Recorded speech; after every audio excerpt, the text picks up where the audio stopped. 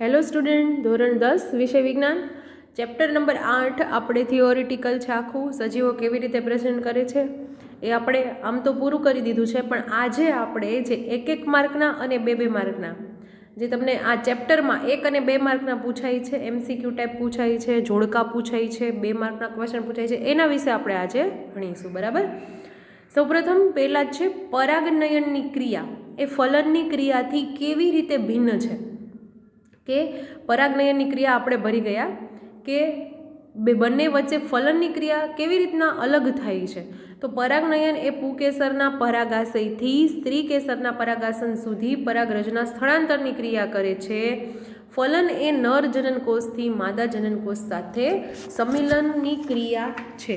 બરાબર. હવે આ તમે આટલું લખો તો પણ ચાલે, અને પરાગનયનની ક્રિયા તમે બીજી રીતે લખો તો પણ ચાલે, તમે એમ લખો તો પણ ચાલે કે પુકેસરના પરાગાશયમાં પરાગરજ ઉત્પન્ન થાય છે, જ્યારે અંડાશયના અંડકમાં માદાજન્યુ એટલે કે અંડકોષ ઉત્પન્ન થાય છે. આવી રીતના પરાગનયનની ક્રિયા ફલનની ક્રિયાથી અલગ પડે છે. બરાબર. ફલનની ક્રિયામાં શું થાય છે તો કે પુરુષ જનન કોષોની સ્ત્રી જનન કોષો સાથે મિલનની પ્રક્રિયા થાય, એટલા માટે એને કહેવાય ફલન.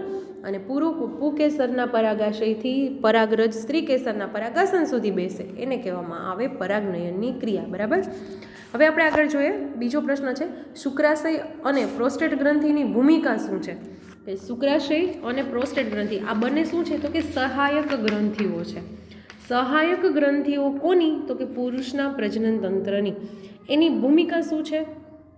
એની ભૂમિકા એ છે કે શુક્રવાહિનીના માર્ગમાં જ્યારે શુક્રાશય અને પ્રોસ્ટેટ ગ્રંથિના સ્ત્રાવ ઠલવાય છે ત્યારે તે શુક્રકોષો છે એ પ્રવાહી માધ્યમમાં આવી જાય છે, અને આ જે સ્ત્રાવના શુક્રકોષોનું સ્થળાંતરની ક્રિયા છે એને પ્રવાહી કેવું બનાવે છે તો કે એકદમ સરળ બનાવે છે. ટૂંકમાં આ સ્ત્રાવને કારણે શુક્રકોષોનું સરળતાથી શું થાય છે? સ્થાનાંતર થાય છે. બરાબર. એટલા માટે આ સ્ત્રાવ છે એ શુક્રકોષોના હલનચલન માટે પણ જરૂરી પોષણ પૂરું પાડે છે. તો શુક્રાશય અને પ્રોસ્ટેટ ગ્રંથિની ભૂમિકા શું થઈ ગઈ? પ્રોસ્ટેટ ગ્રંથિ અને શુક્રાશયના સ્ત્રાવ છે એ શુક્રકોષોના સ્થળાંતરને સરળ બનાવી અને શુક્રકોષોને પોષણ આપે છે. બરાબર. નેક્સ્ટ છે ક્વેશ્ચન, યૌવનારંભ સમયે છોકરીઓમાં કયા કયા પરિવર્તનો જોવા મળે છે? આપણે જોઈ ગયા. છોકરીઓમાં એક તો તેની ત્વચા એનો રંગ છે એ ઘેરો બને છે, સાથે સાથે અંડપિંડ છે એ અંડકોષ મુક્ત કરવાનું કાર્ય કરે છે, સ્તન ગ્રંથિઓ વિકસે છે, પ્રજનન કોષ અંગોનો વિકાસ થાય છે, તેના કદમાં પણ વધારો થાય છે, સ્તનાગ્રની ત્વચાનો રંગ ઘેરો બને છે, અને રજોલ સ્ત્રાવ એટલે કે માસિક ચક્રની શરૂઆત થાય છે. તો છોકરીઓમાં આટલા ફેરફાર જોવા મળે છે. બરાબર. નેક્સ્ટ આપણે પ્રશ્ન છે માતાના શરીરમાં ગર્ભસ્થ ભ્રૂણને પોષણ કેવી રીતે મળે? આપણને ખબર છે જરાયુની ટૂંક નોંધ વિશે આપણે ભણી ગયા કે જરાયુ એકચ્યુઅલી શું છે એ હું તમને ફરીથી એકવાર સમજાવી દઉં કે માતાના રુધિરમાં ગર્ભને પોષણ માટે એક રકાબી જેવી રચના આવેલી હોય, જેને કહેવામાં આવે છે વિશિષ્ટ પેશી રચના. બરાબર. આ વિશિષ્ટ પેશી રચના શું છે તો કે જરાયુ છે. આ રચના છે ને એ ગર્ભાશયની દિવાલમાં હોય. આ ગર્ભ તરફની પેશીના પ્રવર્ધો આવેલા હોય, અને આ પ્રવર્ધો છે ને એની અંદર એક રુધિર કોટરો હોય. બરાબર. જરાયુ છે એ માતાના શરીરમાંથી 3 વસ્તુ મેળવે, એક તો ગ્લુકોઝ, એક તો ઓક્સિજન અને પ્રોટીન, વિટામિન. આ બધું જે છે એ પોતાની સંતતિને પોતે જરાયુ દ્વારા સ્થળાંતર કરે. બરાબર. અને આ સ્થળાંતર કરવા માટે તેને વિશિષ્ટ સપાટી, વિશાળ સપાટી છે એ પૂરી આપે છે. વિકસતા ભ્રૂણ દ્વારા ઉત્પન્ન થતા જે ઉત્સર્ગ દ્રવ્યો છે એ જરાયુ માધ્યમ દ્વારા માતાના રુધિરમાં સ્થળાંતર પામે છે. તો માતાના શરીરમાં ગર્ભસ્થ ભ્રૂણને પોષણ છે એ કોના દ્વારા મળે તો કે પ્રવર્ધો આવેલા હોય, પેશી આવેલી હોય, એમાં રુધિર કોટરો હોય, અને જરાયુ માતાના શરીરમાંથી ગ્લુકોઝ, ઓક્સિજન અને અન્ય પદાર્થો મેળવે છે. બરાબર. જે પોતાની સંતતિને આપી શકે છે. તો આવી રીતના તેનું પોષણ થાય છે. નેક્સ્ટ છે, જો કોઈ સ્ત્રી કોપરટીનો ઉપયોગ કરી રહી છે તો શું આ તેણીનું જાતીય સંક્રમિત રોગોથી રક્ષણ કરશે? કોઈ પણ પ્રકારનો નિરોધ ઉપયોગ કોઈ પણ સ્ત્રી કરતી હોય તો એનો સંક્રમિત રોગોથી રક્ષણ થાય જ એવું જરૂરી નથી. તો આમાં આન્સર આવશે ના.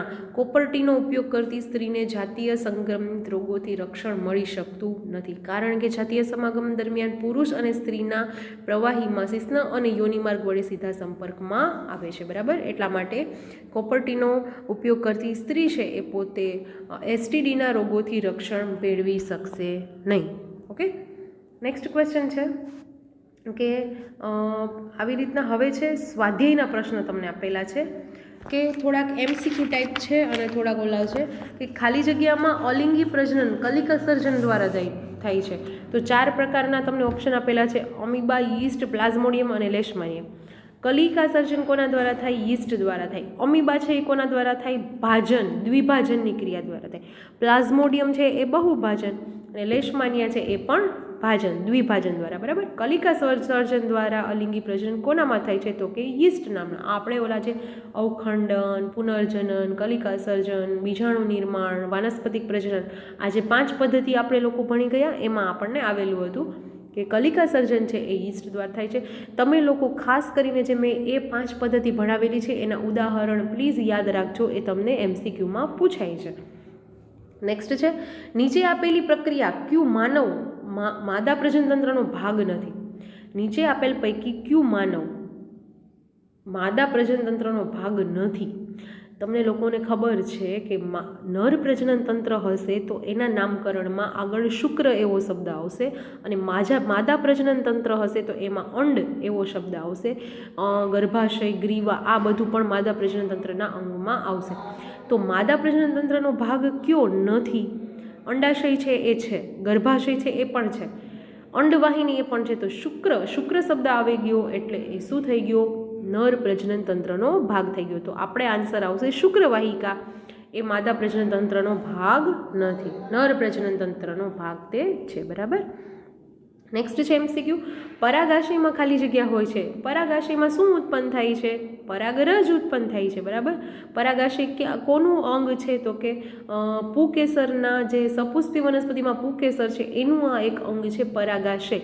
એમાં ઉત્પન્ન થાય છે પરાગરજ, જે ક્યાં જાય છે? તો કે સ્ત્રી કેસરના પરાગાસન ઉપર બેસે છે, ત્યાંથી તે અંડકમાં જાય છે અને ત્યાં તે ફલનની ક્રિયા દ્વારા નવું પુષ્પ છે એ આખું ઉત્પન્ન કરે છે, બરાબર.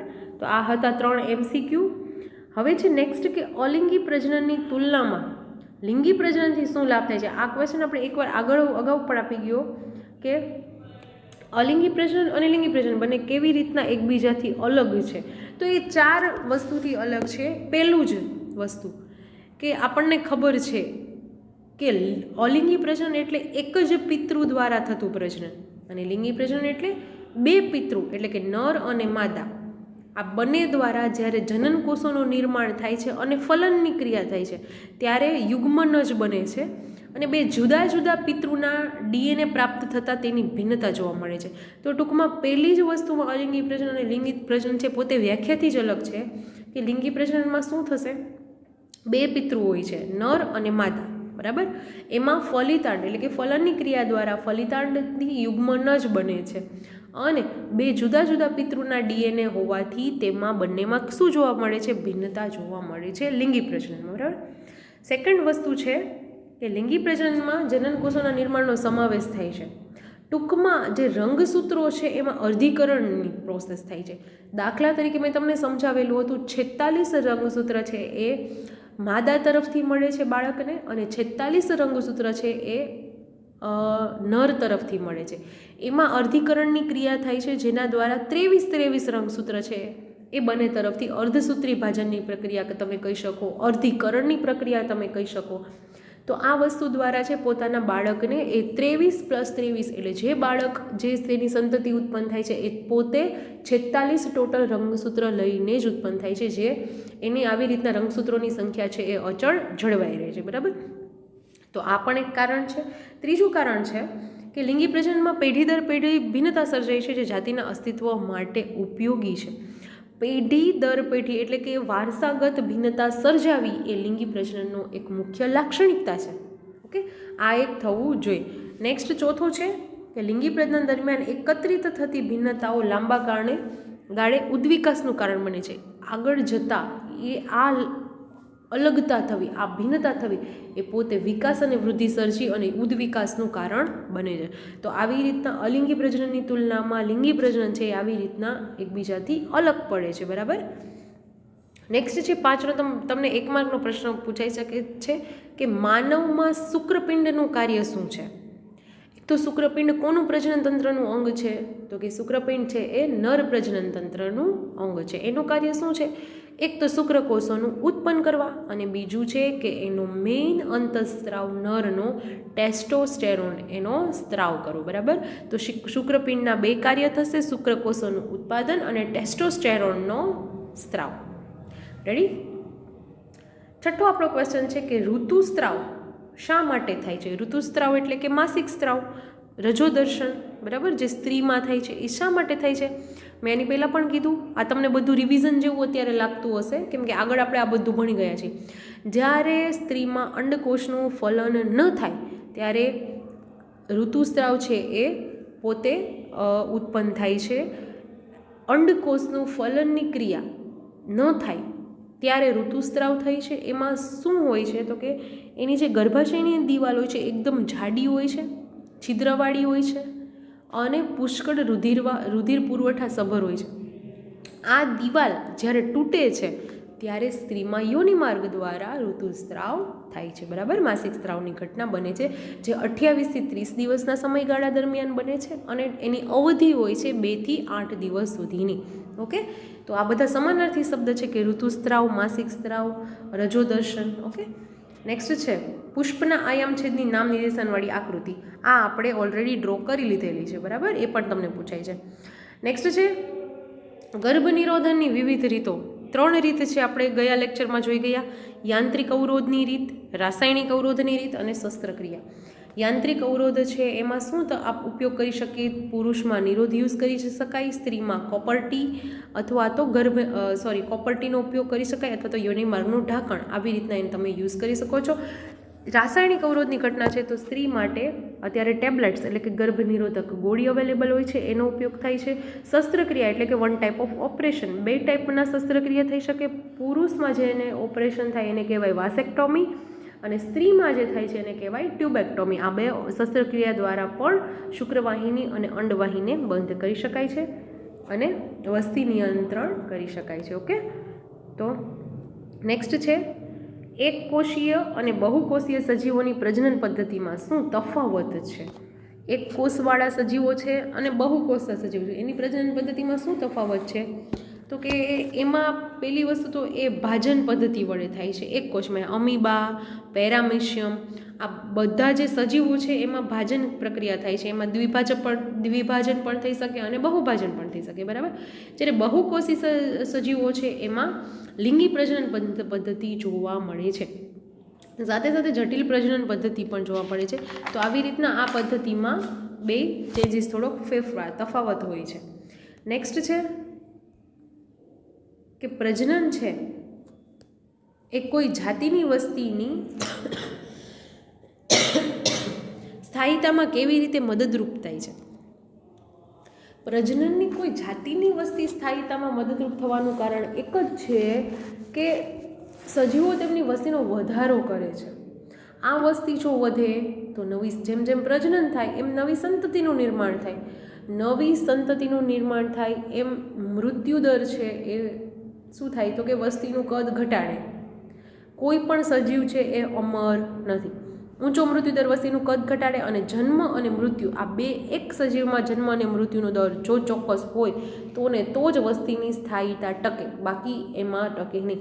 આના લીધે બીજા નુકસાન શું થશે? તો કે સમાજમાં કોઈ મર્યાદિત માત્રામાં વસ્તી જો એક કરતાં વધતી જાય તો વસ્તી નિયંત્રણ ખૂબ જ અઘરું છે. એમાં કયા કયા પ્રકારના નુકસાન ઉદ્ભવી શકે છે? તો કે ખોરાકની અછત થાય, કોઈ નિમ્ન જીવન સ્તર, આપણું જીવન સ્તર આપણે નીચું કરવું પડે, નૈસર્ગિક સ્ત્રોત છે એનો ઘટાડો થાય, સામાજિક અસમાનતા, આવા ઘણા બધા પ્રશ્નો સર્જે છે. તો પ્રજનન છે એ કોઈ જાતિની વસ્તીની સ્થાયીતામાં મદદરૂપ ઘણી રીતે થાય છે. મૃત્યુદર અને જન્મદર આ બંને કેનું કદ કેવું હોવું જોઈએ? નિશ્ચિત હોવું જોઈએ. બરાબર. નેક્સ્ટ છે કે ગર્ભ નિરોધક યુક્તિઓ કે સાધનો અપનાવવાના કયા કારણો હોઈ શકે છે? શું કારણ હોઈ શકે છે? એક તો ગર્ભધારણ રોકવા માટે, માનવ વસ્તીના નિયંત્રણ માટે અને એસટીડી રોગો અટકાવવા માટે.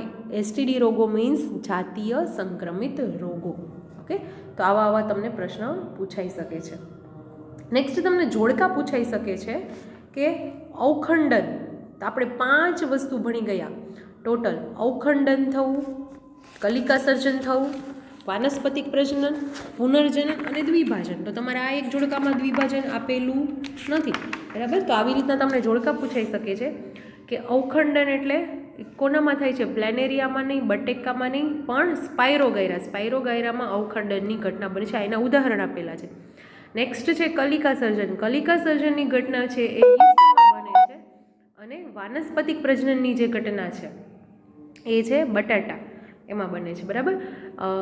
નેક્સ્ટ છે પુનર્જનન. એની ક્રિયા બને છે યીસ્ટમાં. તો આવી રીતના અવખંડન છે એ અવખંડન સ્પાયરોગાયરા, કલિકા સર્જન યીસ્ટ, વાનસ્પતિક પ્રજનન છે એ બટાટા અને પુનર્જનનની ક્રિયા છે એ પ્લેનેરિયામાં જોવા મળે છે.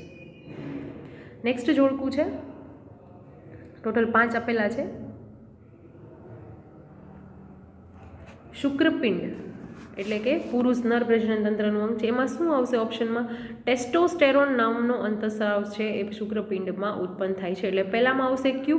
અંડપિંડ છે તો એમાં ઉત્પન્ન થાય છે પ્રોજેસ્ટેરોન, બરાબર. ઇસ્ટ્રોજન અને પ્રોજેસ્ટેરોન બે ઉત્પન્ન થાય છે અંડપિંડમાં, પણ આપણને ઇસ્ટ્રોજન છે એ ઓપ્શન આપેલો નથી. તો જે ઓપ્શન આપેલો હોય એ આપણે લખવાનું, બરાબર. તો અંડપિંડમાં આવશે ટી, પ્રોજેસ્ટેરોન. પ્રોસ્ટેટ ગ્રંથિ છે એ નર પ્રજનન તંત્રની સહાયક ગ્રંથિ છે. તો એમાં આન્સર આવશે શુક્રકોષોના વહન માર્ગમાં સ્ત્રાવ થાય છે પ્રોસ્ટેટ ગ્રંથિનો, બરાબર. ગ્રીવા છે એ માતા પ્રજનન તંત્રનું એક અંગ છે જે ગર્ભાશયમાં ખુલે છે. તો ચોથા ગ્રીવા છે એમાં આવશે ગર્ભાશયનું મુખ, બરાબર, પી. નેક્સ્ટ છે અંડવાહિની. અંડવાહિની એટલે કે ફેલોપિયન ટ્યુબ. તો એમાં આવશે આર, ફલનની ક્રિયા. અંડવાહિનીમાં કઈ ક્રિયા થાય છે? ફલનની ક્રિયા થાય છે. પછી છે નેક્સ્ટ છે જરાયુ. તેમાં જે બાકી વધેલું છે કે ગર્ભ અને ગર્ભાશય વચ્ચે રકાબી જેવી એની રચના, એટલે એને કહેવામાં આવે છે જરાયુ, જેમાં ઓક્સિજન, પછી પ્રોટીન્સ, વિટામિન્સ, આ બધાનું શું થાય છે? ગ્લુકોઝ એનું સ્થળાંતરની ક્રિયા થાય છે, બરાબર. તો આ એના ઓપ્શન છે કે જે તમને આપેલા છે, બરાબર. નેક્સ્ટ છે 3rd નંબરનું જોડકું છે કે દ્વિભાજનની ઘટના. દ્વિભાજન એટલે કયા ઉદાહરણમાં થાય છે? તમે જોઈ શકો છો, તમે 1 વાક્યના જવાબ જોયા, તમે 2 માર્કના પ્રશ્ન જોયા, તમે એ બધામાં જે ઓલી 5 પ્રક્રિયા હતી એના ઉદાહરણ વારંવાર આવે છે. એટલે આ ઉદાહરણ તમે વારંવાર એક યાદ રાખી લેજો, એક નોટ્સ કરી લેજો કે દ્વિભાજનની ક્રિયા એટલે એમાં આવશે અમીબા. બહુભાજન એટલે એમાં આવશે પ્લાઝ્મોડિયમ. બહુભાજનમાં અહીંયા મેલેરિયાના પ્રજીવ પણ આવી શકે, પણ એ ઓપ્શન નથી, બરાબર.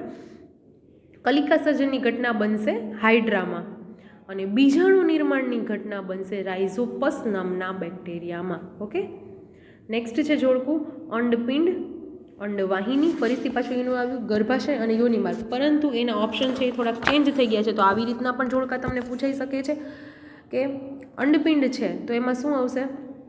PQRSમાંથી આવશે આર. જાતીય અંતઃસ્ત્રાવોનો સ્ત્રાવ કરે છે કોણ?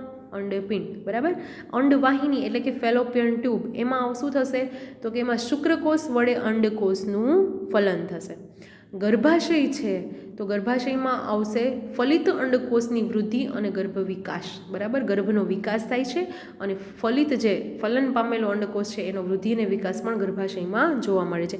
નેક્સ્ટ છે ચોથું યોની માર્ગ. એમાં જે બાકી વધેલું છે એ આવશે જાતીય સમાગમ દ્વારા શુક્રકોષો તેમાં દાખલ થાય છે અને આગળ એમાં ફલનની ક્રિયા થાય છે, બરાબર.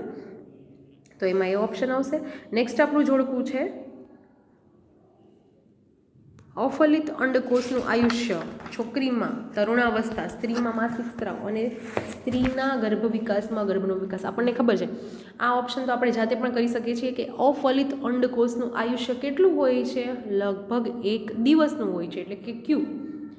છોકરીમાં તરુણાવસ્થા કઈ ઉંમર દરમિયાન જોવા મળે છે? તો કે 10 થી 12 વર્ષની ઉંમરે છોકરીમાં તરુણાવસ્થા જોવા મળે છે. સ્ત્રીમાં માસિક સ્ત્રાવ કેટલા દિવસની અવધિ હોય છે? તો કે 2 થી 8 દિવસની, બરાબર. સ્ત્રીમાં ગર્ભાશયનો ગર્ભનો વિકાસ ક્યારે થાય છે? તો કે લગભગ 9 માસ દરમિયાન સ્ત્રીમાં ગર્ભાશયના ગર્ભનો વિકાસ થાય છે, પછી એના બાળકનો જન્મ થાય છે. તો આવી રીતના આમાં આટલા 4 ઓપ્શન આવી શકે છે. નેક્સ્ટ છે લાસ્ટ જોડકું છે કે પુરુષમાં યાંત્રિક અવરોધ તરીકે શું યુઝ કરી શકાય, તો કે નિરોધનો યુઝ કરી શકાય છે. રાસાયણિક પદ્ધતિ દ્વારા કઈ રીતે સ્ત્રી, તો કે ગર્ભ અવરોધક ગોળી અથવા તો ગર્ભ નિરોધક ગોળીઓ ખાઈને પણ રાસાયણિક પદ્ધતિ દ્વારા તે માનવ વસ્તીનું નિયંત્રણ કરી શકે છે. શસ્ત્રક્રિયામાં અંડવાહિની બંધ કરવી, બરાબર. આ અંડવાહિની જો બંધ થઈ જાય તો શસ્ત્રક્રિયા દ્વારા માનવ વસ્તીનું નિયંત્રણ થઈ શકે છે. નેક્સ્ટ છે ચોથું છે સ્ત્રીમાં યાંત્રિક ગર્ભ અવરોધન, તો એમાં આવશે કોપરટી, બરાબર. કોપરટી મુકાવીને તે યાંત્રિક ગર્ભ અવરોધનની પદ્ધતિ અટકાવી શકે છે અને આ વસ્તુ સ્ત્રીમાં થાય છે, બરાબર. તો આવા તમને નાના નાના MCQ આમાં વધારે પૂછાવાની આ ચેપ્ટરમાં. આ ચેપ્ટર ટોટલી થિયોરિટિકલ છે, એટલે એમાં તમારે આકૃતિ પણ 2 કે 3 જ આવશે. એક તો સપુષ્પી વનસ્પતિની ડ્રો કરવાની, યાદ રાખવાની છે. પછી પુરુષનું પ્રજનન તંત્ર તમને નામ નિર્દેશન સહિત પૂછાઈ શકે છે. પછી સ્ત્રીનું પ્રજનન તંત્ર. આ ટૂંકમાં 3-4 જે આકૃતિ છે જે મેં તમને કીધેલી છે એ જ તમારે ડ્રો કરવાની છે, બાકીની આકૃતિ ડ્રો કરવાની નથી, બરાબર. અને આવું તમને 2 માર્કના પ્રશ્ન, 1 માર્કના પ્રશ્ન આવી રીતના વધારે આ ચેપ્ટરમાંથી પૂછાય છે. મોટા પ્રશ્ન આ ચેપ્ટરમાંથી પૂછાતા નથી. એટલે આ બધું જે પાછળનું જે થિયોરિટિકલ જે MCQ ટાઈપ જે ક્વેશ્ચન છે એ તમારે નોટબુક્સમાં બધા લખવાના છે અને યાદ પણ રાખવાના છે. અહીંયા આપણું 8મું ચેપ્ટર સજીવો કેવી રીતે પ્રજનન કરે છે એ પૂરું થાય છે. નેક્સ્ટ લેક્ચરમાં નવા ચેપ્ટર સાથે મળીશું. આજ માટે આટલું જ. Okay, thank you.